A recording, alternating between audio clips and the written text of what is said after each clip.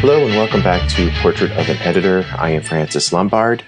For this new episode of Cropped, Will Dennis and I have a fun conversation about 1972's The Getaway. Directed by Sam Peckinpah, starring Steve McQueen and Ali MacGraw, and written by Jim Thompson and Walter Hill, we discussed what comic book creators could learn from Peckinpah's work in crafting something more than just a crime genre programmer. A reminder that there's a Portrait of an Editor Patreon page where you can find older interviews, so check out all that for just $1 a month. Also, after listening to the show, please like and or comment on whatever service you're using to listen to Portrait of an Editor. It will help with promoting the show and also me deciding who to interview next. Thank you. Now here's our conversation about The Getaway. Enjoy. Hey, Will, welcome back to Cropped. As I promised you and my listeners that this is the year that we're back. And right. I've had a year to look at things, and it's really funny and cool, actually, that when we talk about movies, not comics, more people listen. Okay. Oh, poor comics, this redheaded stepchild of America. Hey, I'm redheaded. What are we talking about? Jazz, comics, and Westerns are like uniquely American contribution to the world when it comes to pop culture. I think that's about it. No one cares about. Nobody cares about comics or jazz or Westerns. It's the same 5 people that love Westerns, jazz, and comics. I know. I'm with you on that. For sure. It feels like it sometimes. Yeah, I'm one of them. Yeah, exactly. And nobody pays attention to any of them in the numbers. But no. I mean, movies and comics have, other people have talked about it ad nauseum about how the connection is. And now that special effects can match what Jack Kirby can draw, here we are with the superhero genre. And now everybody hates superheroes because it ruined Hollywood, whatever, But one thing we discovered, with Miller's Crossing and Point Blank, too. Mm-hmm. And there was definitely a connection with Point Blank to comics and the work of Darwin Cook, and also the adaptations he did, of the Parker books. Mm-hmm. But now, because, I don't know, we're just nerds, we want to talk about The Getaway. Sam Peckinpah's The Getaway, which starred Steve McQueen and Ali MacGraw. Big influence, I guess, for Quentin Tarantino. I was skimming through his book, Cinema Speculative, I think that is the title. But reading that and The Getaway, sits there. And obviously, no duh, Peckinpah was an influence on Tarantino's movie-going experience and as a director. And for me, too, getting into film, too, I have a relationship with Peckinpah's work and how I learned how to edit. When I was, in film school, I looked at his stuff a lot, really looked at it, was able to really see what he was doing when it came to action and figure out how to sort of what he was doing with editing. And I think it's David Lynch and Sam Peckinpah got me into movies and what these guys were doing and how they engaged an audience. Lynch's sound work is amazing. Peckinpah, after watching The Getaway, also has that too. I don't know, what is your relationship with Sam Peckinpah's works? Yeah, I mean, certainly like the Wild Bunch and other stuff. I mean, yeah, I didn't even remember when we first started talking about doing this. Like McQueen is such a huge part of The Getaway. Like even my picture of the poster and stuff, like I totally forgot that it was like a Peckinpah movie. And it turned out that it's like his most commercially successful one, too, it said, which is interesting. But I guess that's probably down to Steve McQueen. And Ali MacGraw was coming off of Love Story, and other stuff, But yeah, I mean, he's certainly one of those.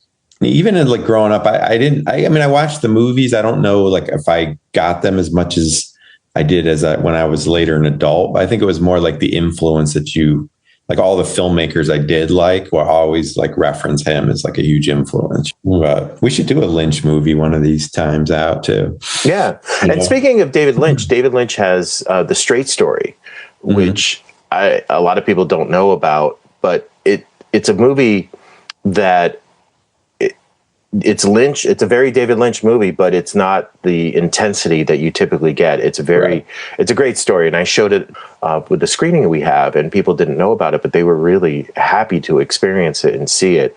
It's very sweet. And I think it's Lynch doing his thing. It's a great performance by Farnsworth, and stuff like that. And everybody's great in it. Of course, I had the privilege of meeting some actors who worked with David Lynch, and they said working with him was one of the best experiences they ever had. Sam Peckinpah burned through actors, but he also had a bunch of actors that kept reappearing in his movies too. Yes, the Getaway was the big commercial hit for both McQueen and Peckinpah, and it's like the last cool movie that Steve McQueen was in. The cool Steve McQueen. You have Bullet. Yeah. He did like Le Mans in there, which I really liked. This one. Yeah, what was he in with Faye Dunaway? I just put a Eyes of Laura Mars on my stuff list the other day, and I haven't watched that in years. Speaking of Faye Dunaway, but yeah, it was definitely because after this he does like Towering Inferno and a bunch of kind of things like that. Like a little bit more kind of. He's sort of on the downhill at that point. Peckinpah had done, like a year earlier, had done Straw Dogs, which was a hit, which was controversial. I'll say, yeah. It is an amazing movie. It's also, when I've seen it as I've grown up, the themes about it and the performances in it, you move beyond the elements that the movie gets a lot of pushback on. You start seeing these characters, and you start seeing the complexity of these characters. And that is the thing about Peckinpah that even carries all the way through with The Getaway. And then he did Straw Dogs, came really back, and he did Junior Bonner with Steve McQueen, which is a rodeo movie, which once again feels very much like The Straight Story, where you have this director who is known for violence and controversy doing a small movie about a family, basically, a dysfunctional family. You also have Steve McQueen coming off of the movie that we can't remember, which we will kick ourselves for. Crown Affair. Yeah, but that's even, I think if you go back and look at the dates, like that's earlier. 58 or something like that. Yeah. So this is what, 72, I think is The Getaway, 72. But he had done Le Mans, which never really took off, which now people look at differently than when it first was released. It wasn't a big hit, surprising. And then, the Bullet was, out there already. But, they're doing a small movie that just tanks. And then 6 months later, both of these guys need... they're looking at like McQueen, I think more than Peckinpah, really wanted needed a hit. Yeah, and I saw that because that Junior Bonner had done so poorly that McQueen didn't get paid for this. He only got like back end. Oh, really? Okay. Yeah, but he made more money on this than he made like on almost anything else because he got like 10% of the net or something, and it netted like $37 million or something on like a $3 million budget. So he like ended up making like a ton of dough. Yeah, Getaway. Yeah, he was a producer. He had started at something with like Sidney Poitier and some other people. Had done a United Artists, so he was one of the producers on the movie. Right. A very United Artists kind of thing that did all right, but didn't really generate a lot of movies. Yeah. So, and it also feels, The Getaway is also even though Peckinpah, and when I was prepping for this, had a producer who was very hands off and an producing experience and a set that wasn't anything as sort of crazy as some of the other sets that he had.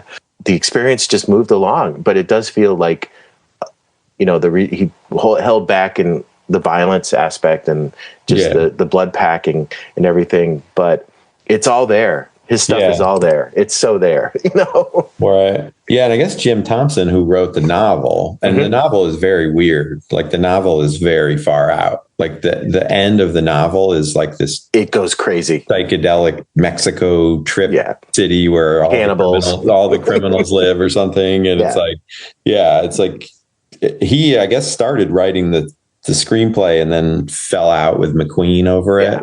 It said, and then they hired Walter Hill, who, oddly enough, Walter Hill, I was looking, had wanted to be a comic book illustrator as a young person and went to art school in like Mexico or something to be a comic book artist, and then ended up and then of course went on to do like Warriors and Southern Comfort and the 48 Hours and like you name Alien, it, a ton of shit, you know. But yeah, Walter Hill quietly is like one of my, you know, like when I look at the movies he did and like how impactful they were on like my movie development as a young person, like his name just comes up over and over and over, you know. So Johnny Handsome. Mm-hmm. Yeah. You've ever seen that, or you've seen that? Sure, okay. Sure. Okay. We'll have to talk about that one. Or like Streets of Fire is about to blow up. Oh, I swear love people are beginning to start, you know, so I saw Streets of Fire, like maybe it was the first date I went on to in a movie. Wow. And I went to see Streets of Fire and we were like the only people in the theater. I had my dad like drop us off and then pick us up. And it was like, it's such a weird, like Defoe walking around in those crazy overalls and stuff with that pompadour haircut and everything. Yeah, talk about a trippy dreamscape of a movie, you know. But yeah, so it's kind of there's a lot of these weird connections that like keep coming up over and over and over. And so you have Sam Peckinpah, top of his game. Steve McQueen, definitely still top of his game. Ali MacGraw, coming from Love Story, switch it, you know, and so a very recognizable name. You have Walter Hill, who pretty much gets a start with this movie. Yeah, pretty much. And then Jerry Fielding, who usually typically did the music for Peckinpah, ends up getting dropped because I think Steve McQueen didn't really like the soundtrack, and he bring on Quincy Jones, who does this impressionistic kind of approach to it, and it's very, you know, it's an interesting soundtrack when you know, and it's different than other things that Peckinpah movies. It sounds different, and the sound design is a lot of the same editors on it. And let's also face it, all this cutting that Peckinpah does, that's famous for, this is all done physically. There's no Avids yet. Right. These people are cutting physical film for the multiple cuts and, you know, the action sequences and stuff. Well, so that opening sequence, like he's doing the time in prison and it's like cutting like all in the past and the present and the workshop and all. I mean, it's like insane. Like there's some things that look like you're seeing like a couple of frames of a shot, you know, and then it cuts. Yeah. So you have all this talent on this movie, and let's just jump into like the opening sequence of like, how does this reflect the comics? I mean, I think we could spend the next 15 minutes just talking about the opening sequence. Sorry. Yeah, it's incredible. The opening sequence is like, I've forgotten how insane it is, you know? It's not an action movie. People, you know, okay, Steve McQueen and Sam Peckinpah are action guys. They can do action better than anybody else. That sequence is quiet. Oh, yeah. In so many different ways. It's quiet, you know, the deer in the lawn, and then it just opens up and then it gets really noisy. But the reason for the noise is it the external noise or the internal noise going on in McQueen's head? And you start realizing that he's an action guy, but he's one hell of an actor too. You just that face of his, you know, and it's just these images and sound and juxtaposition of images. Yeah, like the overlay of sound of like the workshop, the outdoor with the deers and the whole thing is definitely interesting. Well, as a comic book editor, as somebody who's working with that, what would you say that you could get out of that by watching it for either a writer or an artist?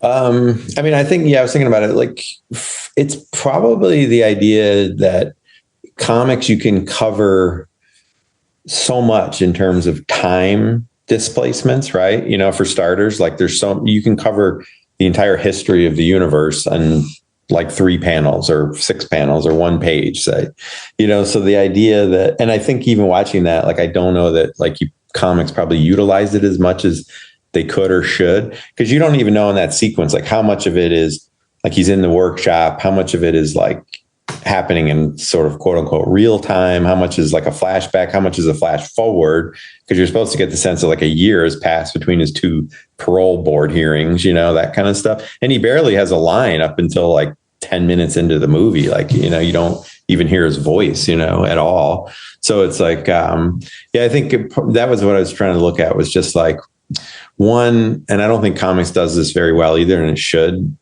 is like title credit sequences, like there's, when you think of film and like how many, you think of something like Psycho where like the windshield wipers are like wiping the credits off and stuff, that it's like, there's a lot of cool stuff like that comics could probably have more of, like a more cinematic approach to putting in things like credits and stuff. But yeah, I think for me, it was definitely like the ability to shift through time so easily and so quickly that you can do in comics with, flashbacks and present day and flash forwards. I mean, you see it in Watchmen, things like that, where it's like, you're not even sure.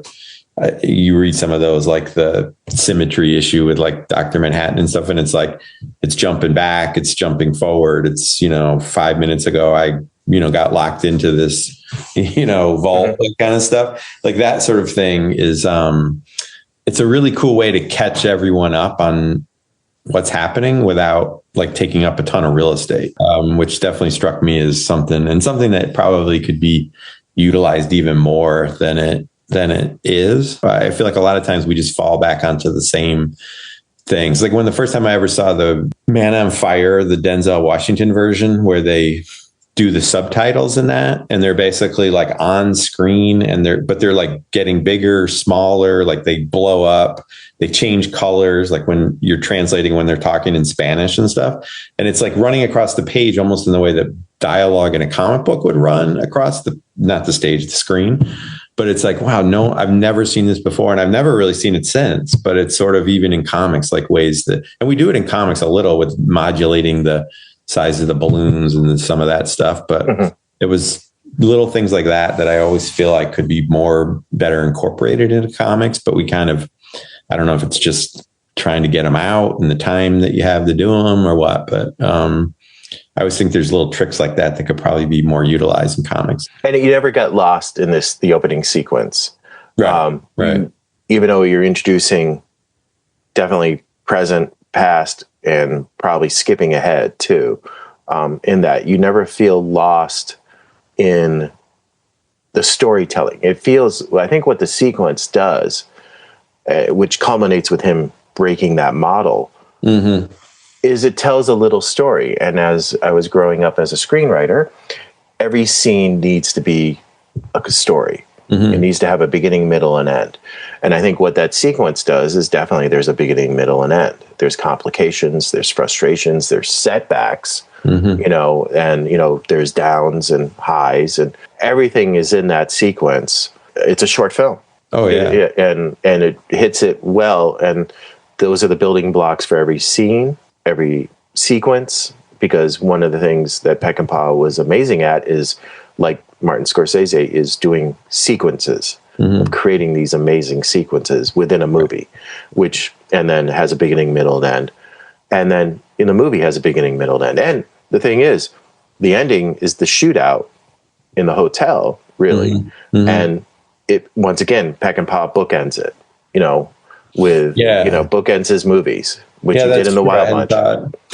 Yeah, that's the way Goodfellas is structured that way, where it feels like there's segment, and then at some point it catches up to real time with the whole day where he's going and getting caught in, and then suddenly he's arrested, and then it's like everything from there just spools out, like in sort of like a regular movie would kind of unwind itself, Yeah, that's interesting. I mean, it definitely. There's a lot of weird stuff in it though too. At the same time, like the whole weird subplot of the guy that was in on the job who's following him and Rudy picks up Sally Struthers and that other poor guy that's in a lot of movies. He's always like the Western hotel manager or something, the actor, I'm baffled by that whole subplot kind of, If you want to really go at Getaway and go, well, it's a flawed movie, which, no movie's perfect, but the whole Rudy casting, and it's I forgot his name, but he's the bad guy. It's Alonzo and the guy, the Godfather. And he's coming off of that movie. It's like Robert, the same year.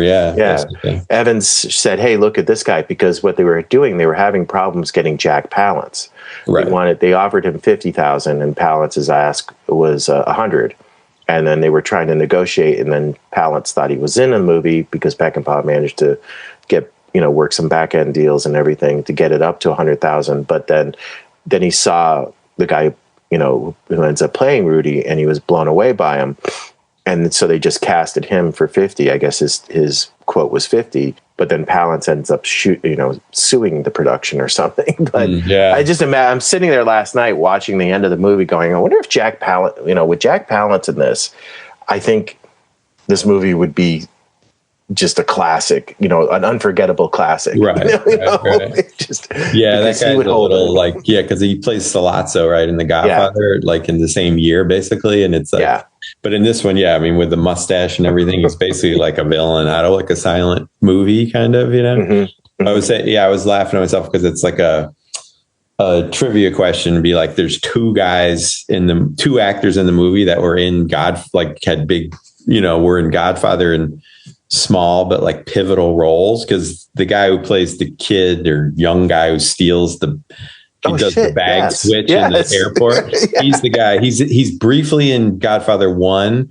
He's at the very last scene. He's the guy who like closes the door on Kay. He's like Michael's right hand man. But in Godfather 2, he's like a real agent. He's like the guy who sets up the senator with the hooker in the room where they murder her, and he does all the real dirty work in Godfather 2. It's the same actor. Yeah, so that's why he's recognizable. Yeah. Okay. He plays he looks kind of a baby face in this, but he's the guy who pulls like the suitcase switch at the airport or at the train station in Texas, where they're, Yeah, and they had just come off of Godfather, and I don't even know if it had been released. And also Sally Struthers is in All in the Family, I think, is already out. Yeah. And I think she's just on hiatus, and she obviously shoots this movie. And that's a wild part for her, like to be on a TV like sitcom that's a popular sitcom, That's funny. I just rewatched Clute, which would be another one we could talk about at some point. But the woman who played Edith, like the actress who played Edith Bunker, is in like one scene in that, like in a very sort of pivotal scene in Clute, like towards the end. She's wow.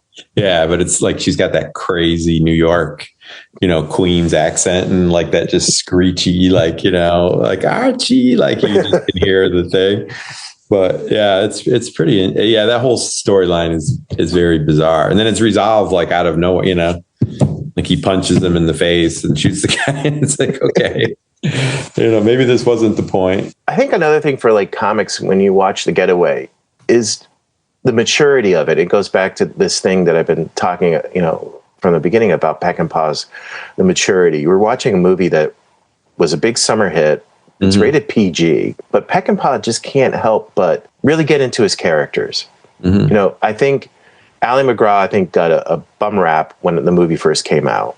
And she doesn't even like her performance. I was reading something a while back. The reviews were like really scathing of her in general. But I think she does a great job. I think she's the heart of the movie. I think she's the thing. I think people are driving the getaway car like in all the scenes. It's incredible.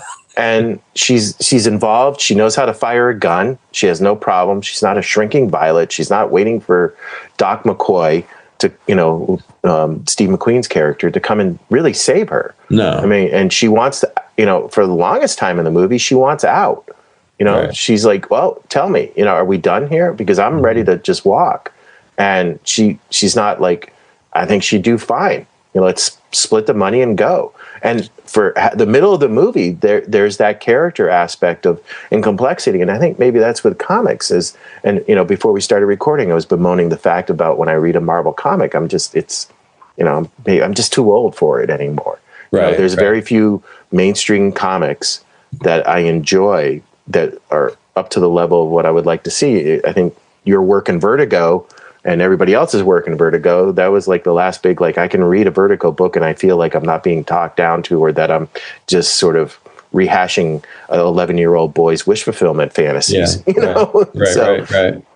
I think something like this too, I think it's I like the tightness of it. It's kind of long for a movie like this. It's like 2 hours long, which is a little surprising, but it's a lot like what like Brubaker and Sean Phillips do with their stuff, where you're just getting these very tight kind of beginning, middle, and end, like you were saying, stories, and they're like these, there's a lot of complexity in the characters, but you kind of just meet them and then they go and they disappear and that sort of thing. I mean, because I do personally love those kind of movies. Like, in recent years, like Hell or High Water, I think is like one of the best movies of like the 21st century, but it's only like an hour and 35 minutes long. It's like this very tight, short thing. And you meet these characters and then they're gone, sort of thing, you know. And I think comics, yeah, definitely. I mean, it's tricky because it's, you know, so much of the market relies on the continuity and the ongoing nature of comics. But yeah, I mean, certainly even at Vertigo, we definitely tried to carve out space for these sorts of things. I had that fairly unsuccessful line of crime books that we launched in 2010.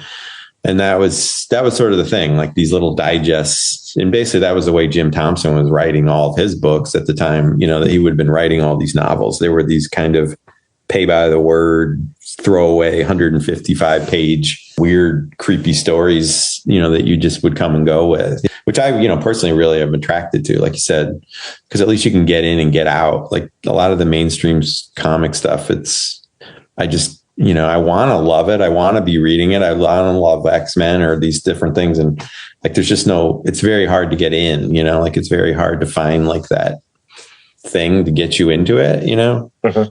But so I definitely gravitate more towards this sort of stuff, like complete, you know, stories and things. When we're talking about, you know, the bookend of it, and we're trying to keep this to 30 minutes nowadays. Sure. We watch this progression of a relationship, really. It's an action movie. Mm-hmm. You wouldn't have the action movies we have today without this movie and what these creators set up. And you wouldn't have the action you see in like comics too. There's an influence, definitely. But there's not a lot of action in a way compared to what we're used to today. The sophistication of, let's say, you know, and this is even 95, 98, maybe. I can't remember when Heat came out. But you're not getting the sophisticated sequences you get in Heat. Right. You know, the opening sequence, the bank robbery at the end, and some of the things in between, even the quiet moment during the heist, the metal heist that they do, you know, when there's that stakeout, the LAPD staking out that place, then it's all just images and quiet. But it's the relationship, it's the development of it, it's the hints of what can be done. I think it's pushing what filmmaking technology could do, what the audience was ready for too. Mm-hmm. You know, because Peckinpah is coming off of The Wild Bunch, and then, of course, Straw Dogs. And I don't think the audience was ready for either of those movies. No, I don't think anybody could have been. I don't think even today's audiences are ready for some of those, you know, either of those movies at times. But this one is a little more subdued. But so they lean in on the characters. And does it come down to just in comics telling good, you know, tight stories about characters and about the relationships and all the aspect, the fantasy aspect, the sound and fury of action. Mm-hmm.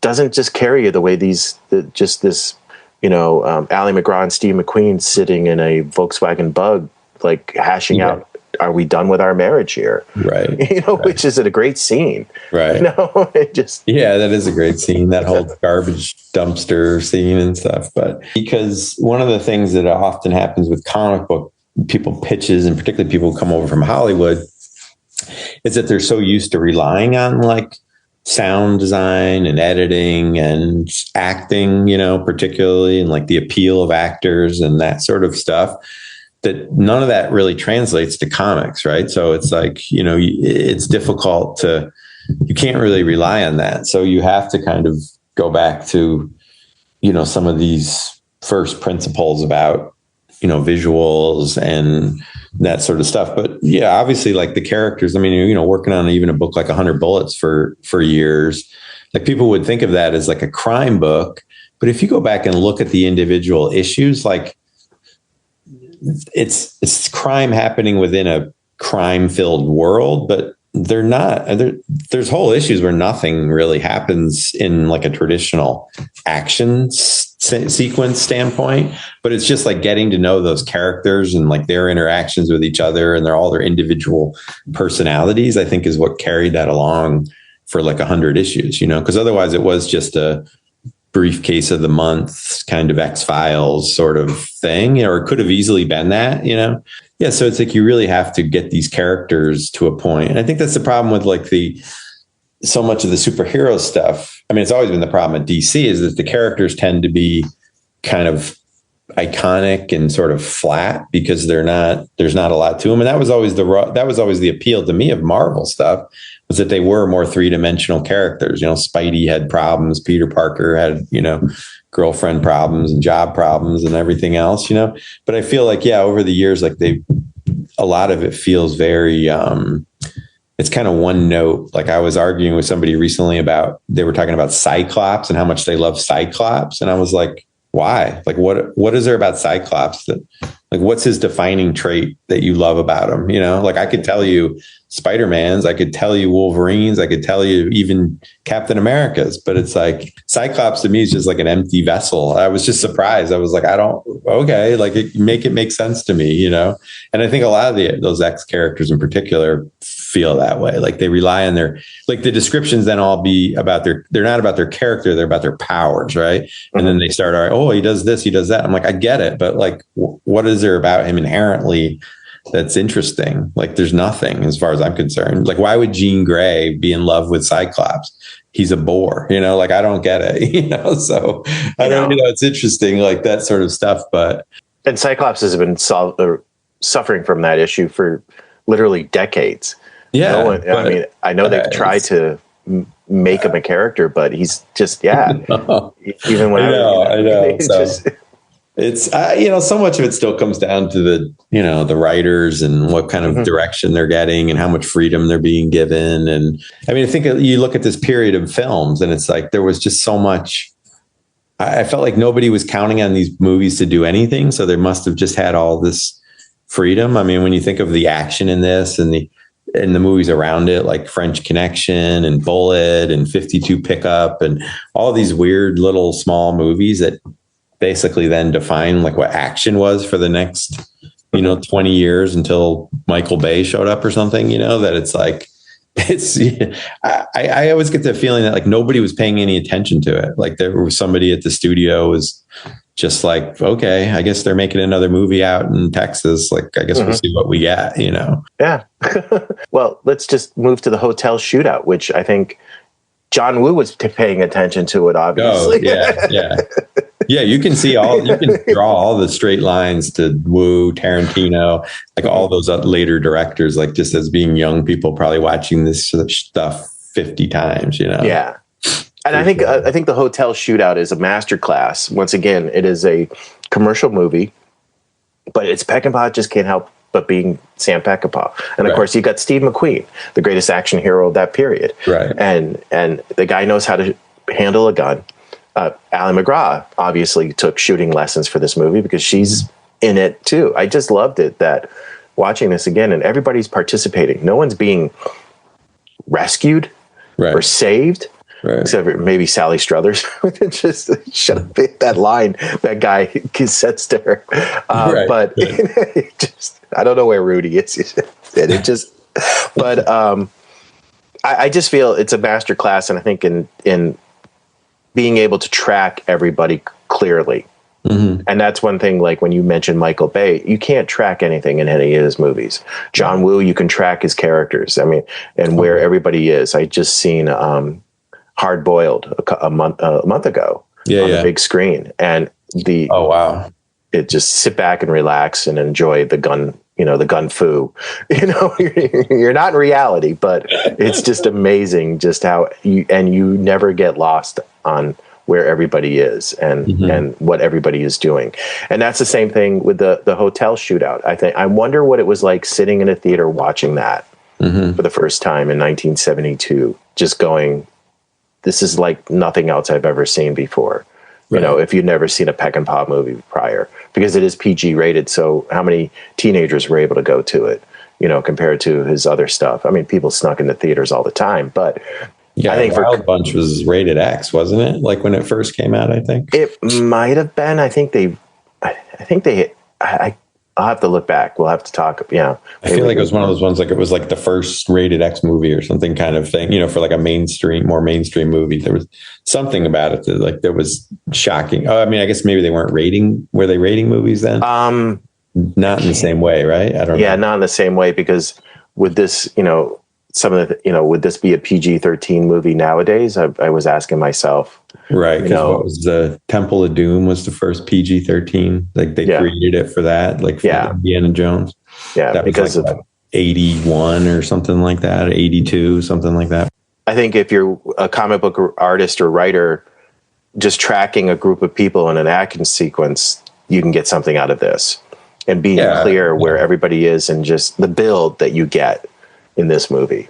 Yeah, and that's a big problem that a lot of artists have is like the blocking of stuff, like where they are in a room.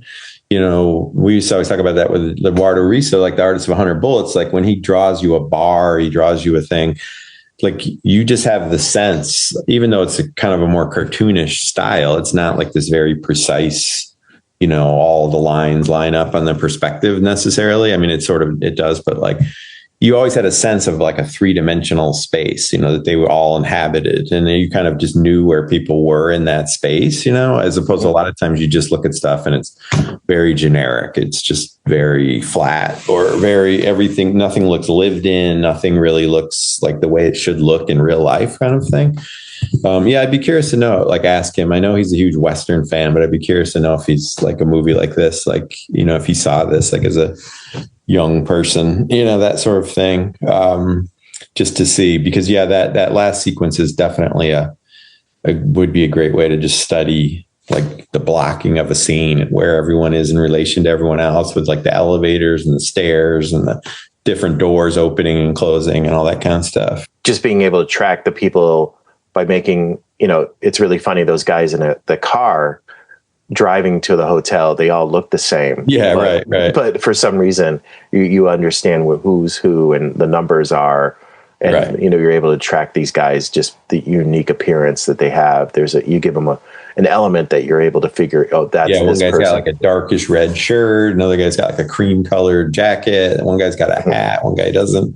Yeah. You can definitely keep track of the sort of desperados at the end, Desperado is probably another movie that was heavily influenced by this. When you think of Rick Rodriguez, I'm sure watched all these a million times, Definitely.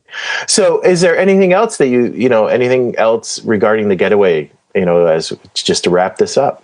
No, I mean, it's definitely one that, I think if you're interested in this stuff, particularly this era of film, it's definitely on the list. I mean, we should do a whole 70s paranoia, like, film festival, that's a whole other like limb of the family tree. But yeah, like as I was saying, that whole era of that sort of gritty adventure action, like French Connection and some of these other movies that sort of come out around the same time. Sure. Like there's a lot of it, interesting stuff, and I was very influential. I'd love to have the excuse to talk about Bring Me the Head of Alfredo Garcia. Which I believe Jason Aaron, when I first started working with him, before we did Scalped, even that's like his favorite movie. Like that, he just was like that. It was like, this is my favorite movie. I was like, all right, that makes total sense. Well, maybe we should try to get it. We'll try to get him on and talk about it. So. Yeah, I'm sure he'd show up for that. For sure. Okay. Oh my god. But check it out. I mean, I watched it on Tubi, which is like my new favorite thing. I keep sending you my favorite, my stuff page or something, and it's like. I was on there the other night, and they have like all these little tags you can search on, and one of them was like cult classics, and it was ridiculous. One, how many of the movies I'd seen, I was a little embarrassed, but also how many of them I wanted to rewatch. And they have so many movies on there, and all you got to sit through a couple of 30-second commercials, and otherwise, like all this weird esoteric, all those bad exploitation horror films, like I Spit on Your Grave kind of films. Like I watched like a Maniac when I was 14. They've got all of that. It's definitely worth checking out. And there's also Vice Squad, which is a plug. The Vice Squad too on Tubi. We'll have to talk about that. And The Getaway is on Tubi. Tubi's the thing. Clue. I just rewatched Clue. Hardcore. Hardcore. I rewatched that recently. Yeah, it's wild. Yeah, Peter Boyle. You start to realize Peter Boyle has like a lot of very smallish parts, but very influential and cool parts in films, like through that whole era. That's my plug for. Maybe we can get Tubi to sponsor the podcast. There we go. Right. Hey, Will, thank you very much. Yeah, man. We will do this again. And we will eventually, we will talk about comics too. So maybe we can do Billy Jack too. Throw him in there. Jesus. Okay. I love Billy Jack. I can recite whole lines from Billy Jack. It's just great. Okay. All right. I think we got plenty of episodes coming up. So thanks for having me on. I will talk to you later. Okay. See you.